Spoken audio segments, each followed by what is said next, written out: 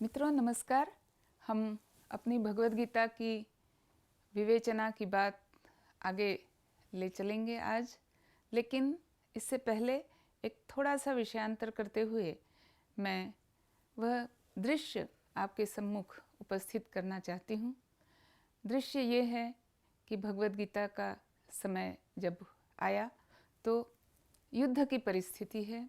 एक ओर कौरवों की सेना है, बड़ी विशाल सेना जिसे 11 अक्षौहिणी बताया जाता है, और दूसरी तरफ पांडवों की सेना है, थोड़ी छोटी सेना जिसे 7 अक्षौहिणी बताया जाता है। और दोनों ओर बड़े बड़े वीर योद्धा हैं और पांडवों की सेना लड़ रही है, इस लड़ाई के लिए प्रस्तुत हुई है। वह युधिष्ठिर के लिए यह लड़ाई लड़ी जा रही है। वह युधिष्ठिर के लिए यह लड़ाई लड़ी जा रही है कि युधिष्ठिर को वह राज्य वापस दोबारा प्राप्त हो, जो राज्य उसने द्यूत में खो दिया था और छल कपट के कारण खो दिया था।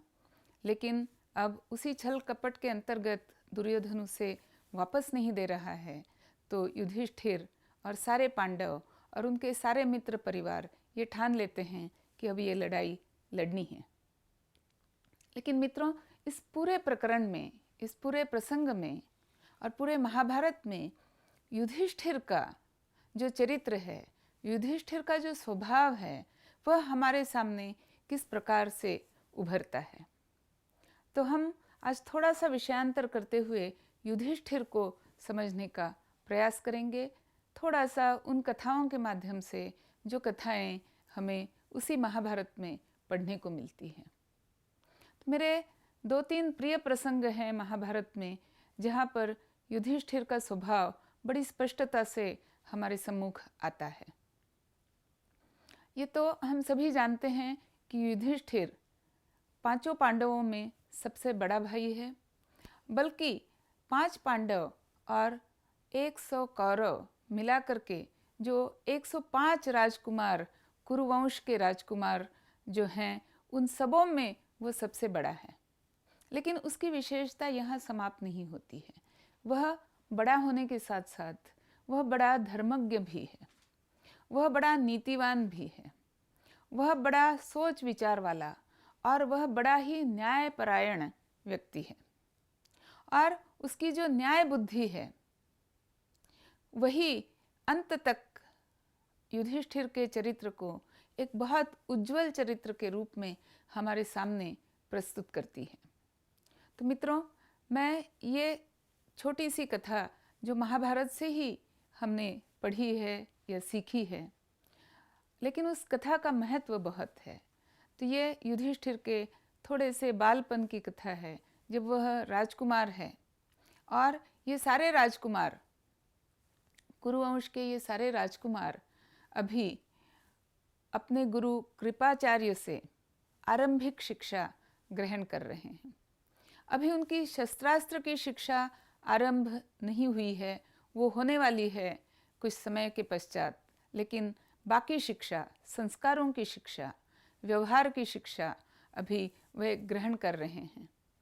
तो महाभारत में ये प्रसंग आता है कि गुरु कृपाचार्य सारे ही अपने राजकुमारों को शिक्षा देते हैं, एक गृहपाठ देते हैं कि बच्चों, ये शिक्षा मैं जो बता रहा हूँ इसे अपने मन में ग्रहण कर लो, इस पे मनन करो, इस पे चिंतन करो, और वापस जा कर के विश्राम जब करते रहोगे तब इस बात को अपने मन में गुनाने का प्रयास करना, और कल जब आना तो मुझे बताना कि क्या ये शिक्षा तुमने सीख ली। तो गुरु कृपाचार्य ये कहते हैं, 2 बातें कहते हैं। वो कहते हैं सत्यम वद, और आगे कहते हैं क्रोधम मा कुरु, सदा सच बोलो। और दूसरी शिक्षा है कि क्रोध मत करो, क्रोध को जीतो, गुस्सा ना हो। और कृपाचार्य सारे शिष्यों से कहते हैं बस आज की पढ़ाई खत्म, अब जाओ, और कल जब तुम वापस आना तो मुझे बताना कि तुमने ये शिक्षा सीखी या नहीं सीखी, ग्रहण की या नहीं ग्रहण की। तो जब दूसरे दिन सारे राजकुमार वापस आते हैं तो गुरु कृपाचार्य सबसे पूछते हैं और हर राजकुमार यही उत्तर देता है कि हाँ गुरुवर्य, हमने आपकी शिक्षा को अच्छी तरह से सीख लिया, ग्रहण कर लिया, याद कर लिया। जब युधिष्ठिर से पूछा जाता है कि युधिष्ठिर, क्या तुमने इन दोनों शिक्षाओं को ग्रहण कर लिया, तो युधिष्ठिर कहता है कि गुरुजी, मैंने पहली बात तो समझ ली और उसे ग्रहण कर लिया कि सत्यम वद, सदा सच बोलो, इस बात को मैंने पकड़ लिया। लेकिन जो दूसरी बात आपने कही है कि क्रोधम मा कुरु, क्रोध ना करो, मुझे नहीं पता कि मैं उसे सीख पाया हूँ या नहीं, मुझे नहीं पता कि मैं उसे ग्रहण कर पाया हूँ या नहीं। तो इसलिए आज के लिए मुझे यही कहना पड़ेगा कि मैंने अभी तक आपकी दी हुई शिक्षा को ग्रहण नहीं किया है। तो गुरु कृपाचार्य ने कहा, कोई बात नहीं, आज फिर से प्रयास करना और कल आकर के मुझे बताना कि क्या तुमने यह शिक्षा ग्रहण की। तो दूसरे दिन जब फिर वही प्रसंग आता है और युधिष्ठिर फिर से कृपाचार्य को बताते हैं कि गुरुजी, वह पहला पाठ याद है, मुझे समझ में आ गया है कि सत्यम वद, लेकिन जो दूसरा पाठ है वह अभी भी मुझे नहीं पता कि क्या मैंने उसे ग्रहण कर लिया है, क्या मैंने उसे समझ लिया है। तो इसलिए आज भी आपके प्रश्न का उत्तर मैं यही देना चाहूँगा कि वह दूसरा पाठ जो है क्रोधम मा कुरु, वह मुझे अभी तक समझ में नहीं आया। तो कृपाचार्य ने कहा, कोई बात नहीं, तुम फिर से प्रयास करो और कल हम फिर इस बात की चर्चा करेंगे। तो इस तरह से कई दिन बीतते गए और हर दिन युधिष्ठिर यही उत्तर लेकर के कृपाचार्य को बताता था या उनके सम्मुख होता था कि गुरुजी, अभी तक ये क्रोधम मा कुरु वाली शिक्षा मैंने नहीं सीखी है।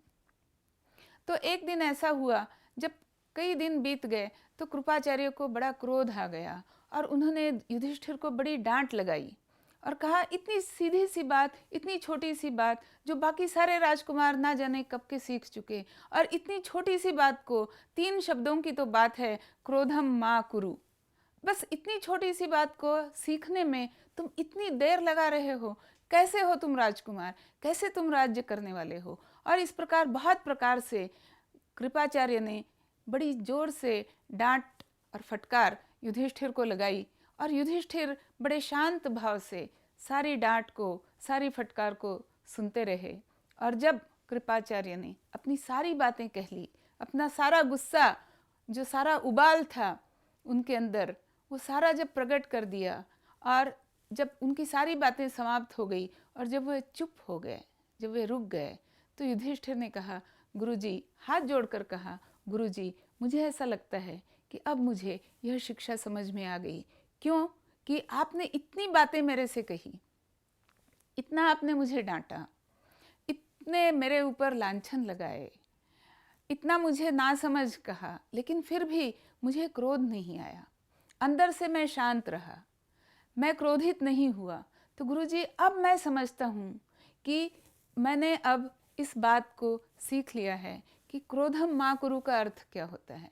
तो गुरुजी, जब तक मैं इस परिस्थिति में नहीं था कि लोग मुझे कुछ कहते और फिर मैं ये समझता कि मैंने क्रोध किया है या ना किया है, जब तक मैं उस बात से आश्वस्त नहीं था, तब तक मैं आपको कैसे कहता कि गुरुजी, मैंने ये पाठ सीख लिया है। लेकिन आज जब आपने इतनी सारी बातें कही, तब मैं समझ गया कि तब भी मेरे अंदर क्रोध उत्पन्न नहीं हुआ और मैं शांत भाव से आपकी बातों को सुन पाया, आपकी बातों को मैं सह पाया। तो अब मैं आश्वस्ति से ये कह सकता हूँ कि ये जो आपकी सीख थी, क्रोधम मा कुरु, ये मैंने सीख ली है। तो मित्रों, कितनी बहुत गंभीर बात है कि यह युधिष्ठिर है कि जो कहता है कि सत्यम वद उसने सीख लिया, पहले ही दिन सीख लिया, लेकिन क्रोधम मा कुरु, वो कहता है सीखने का मतलब क्या होता है, शिक्षा का मतलब क्या होता है।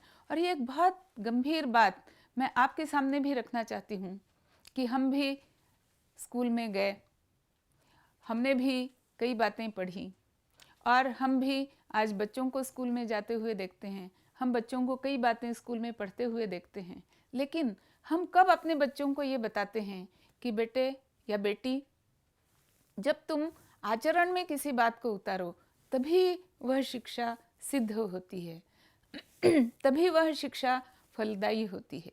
ये बात हम अपने बच्चों से कहना भूल जाते हैं। तो आचरण बहुत महत्वपूर्ण है, ये बात हम इस छोटी सी कहानी से सीखते हैं। और इसीलिए मित्रों, आपको मैं स्मरण दिला दूं कि महाभारत के प्रसंग में आगे, बहुत आगे चल करके जब दूत का प्रसंग आता है, दुर्योधन छल कपट करके दूत में, जुए के खेल में जब युधिष्ठिर का सारा राज्य जीत लेता है और उसे हर तरीके से अपमानित करता है, उसके बंधुओं को अपमानित करता है, द्रौपदी को अपमानित करता है, लेकिन फिर भी युधिष्ठिर शांत और संयत रहकर, पूरा क्रोध पी करके शांत भाव से सारी बातों को सहन कर लेते हैं। तो ये जो सहन करने की क्षमता, ये जो क्रोध को ना करने की क्षमता उनके अंदर आई, वही बात है जो उन्हें बाकी समस्त कौरवों और पांडवों से अलग और ऊंचा करती है। तो इस आचरण को हम भी सीखें और हम भी ये प्रयास करें कि जब हम बच्चों को कुछ सिखाते हैं तो हम उन्हें ये सिखाएं कि आचरण से ही शिक्षा अपने हाथ में आती है, फलदायी होती है। तो मित्रों, इसी चर्चा को आपके साथ छोड़ करके मैं आज विराम लेती हूँ। नमस्कार।